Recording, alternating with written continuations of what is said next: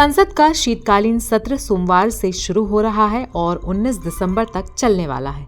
शुरुआत से ही माहौल गर्म रहने के आसार हैं। नेशनल हेराल्ड केस में सोनिया और राहुल गांधी पर नई एफआईआर से कांग्रेस नाराज है। इसी के साथ साथ एसआईआर यानी कि स्पेशल इंटेंसिव रिवीजन को लेकर भी विपक्ष सरकार को घेरने की पूरी तैयारी में है। देश के 12 राज्यों में चल रही एसआईआर प्रक्रिया पर विपक्ष एकजुट दिखाई दे रहा है। कांग्रेस, टीएमसी, एसपी और डीएमके सभी इस मुद्दे को जोरदार तरीके से संसद में उठाने की तैयारी में है। साथ ही दिल्ली बम धमाका, एनसीआर में बढ़ते प्रदूषण और सुरक्षा चूक पर भी चर्चा की मांग तेज है। आपको बता दें कि राहुल गांधी ने पार्टी मीटिंग में कहा कि एसआईआर के दबाव में बीएलओ की आत्महत्या बेहद गंभीर मामला है और इसे संसद में जोर शोर से उठाया जाएगा। उनका आरोप है कि एसआईआर के नाम पर दलित, पिछड़े और गरीब वोटरों को हटाकर बीजेपी अपनी मनचाही वोटर लिस्ट तैयार कर रही है। इसके अलावा शीतकालीन सत्र में कुल 15 बैठकें होंगी और सरकार का पूरा फोकस 14 अहम बिलों को पास कराने में होगा।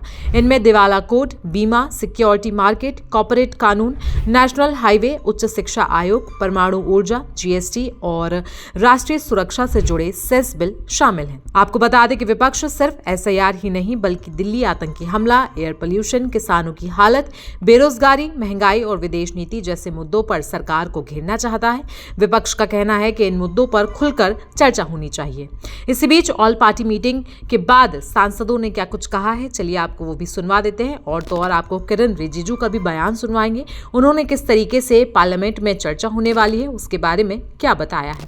आपकी जानकारी के लिए बताना चाहता हूं कि मुरादाबाद में आज ही एक न्यूज मेरे पास यहीं बैठे आई।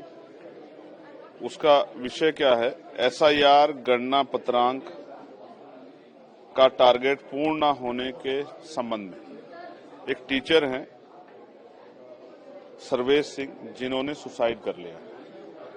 अपने सुसाइड नोट में लिखा है कि मेरी 4 बेटियां हैं, मैं उनको समय नहीं दे पाया, उनमें से 2 बेटियां बीमार हैं, मैं रात को 3-3, 4-4 बजे तक काम कर रहा था, फिर भी टारगेट नहीं पूरा कर पाया, मैं जीना चाहता हूं। उन्होंने अपने सुसाइड, लेकिन मजबूरी में मेरा मानसिक स्वास्थ्य खराब हो गया है, मर रहा हूं क्योंकि मेरे ऊपर बहुत दबाव है। ऐसी प्रक्रिया किस काम की जो हमारे अध्यापकों की जान ले ले। मैंने लेटर लिखा इलेक्शन कमिश्नर को कि एसआईआर की सीमा बढ़ा दीजिए। अगर आप चाहते हैं कि अगर आपको लगता है बोगस वोट बने हुए, एसआईआर कराइए, लेकिन उसकी सीमा इतनी बढ़ाइए कि आसानी से वो कर पाए। जो जिन टीचर्स की ड्यूटी लगाई है वो स्कूल छोड़ के काम कर रहे हैं, बीएलओ जो है आंगनबाड़ी बहनें वो काम कर रही है। इस प्रक्रिया से जो नुकसान हो रहा है, जो अविश्वास की भावना बन रही है, लोकतंत्र में वोट सबसे बड़ा अधिकार है, ये आसानी से नहीं मिली। गोलमेज कॉन्फ्रेंस बाबा साहब अम्बेडकर के लिए लड़े, तब जाके वोटिंग राइट मिला है। तमाम नेता नहीं चाहते थे, वो तो ऑब्जेक्शन कर रहे थे कि हर व्यक्ति को नहीं मिलना चाहिए, ये तो बाबा साहब की देन है। तो इस वोट को हम लोग इतनी आसानी से नहीं जान देंगे, इसलिए हम लोग कोशिश करेंगे एसआईआर की सीमा बढ़े और बोगस वोट नहीं होने चाहिए। मैं इसके साथ हूं, लेकिन एसआईआर के नाम पे आप अगर वोट की चोरी करोगे तो ये भी नहीं चलेगा। इसलिए विपक्ष अपना विरोध दर्ज करा रहा है और चाहिए यहां कराना पड़े पार्लियामेंट में, सड़कों पर। हमने तो चर्चा की मांग की है कि पिछले जो एसआईआर हुआ है उसमें कितने घुसपैठे निकले। आप कह रहे थे घुसपैठे निकलेंगे, तो बिहार में कितने निकले, कुछ लिस्ट कुछ दिखाइए, तो डेटा कुछ तो दीजिए ना। तो वहां तो सरकार फेल है। तो इलेक्शन कमिश्नर तानाशाही की तरह काम करेगा। तो मैं फिर कह रहा हूं, जनता अगर एक बार खड़ी हो जाएगी ना तो फिर कोई नहीं संभाल पाएगा। तो जनता में इस तरह का भय मत पैदा होने दीजिए। जैसे उत्तर प्रदेश के मुख्यमंत्री का डिटेंशन सेंटर बना देंगे हम, तो मैं कह रहा हूं आप डिटेंशन सेंटर बनाइए, हम उन पर ताले लगा देंगे। डिटेंशन सेंटर जानवरों के लिए हो सकते हैं, इंसानों के लिए नहीं हो सकते हैं। अगर कोई अवैध है तो उसके पुख्ता प्रमाण होने चाहिए। जो आदमी यहाँ 50-50 साल से रह रहा है, आजादी के समय से जो प्रवास था, वो कैसे अवैध हो सकते हैं?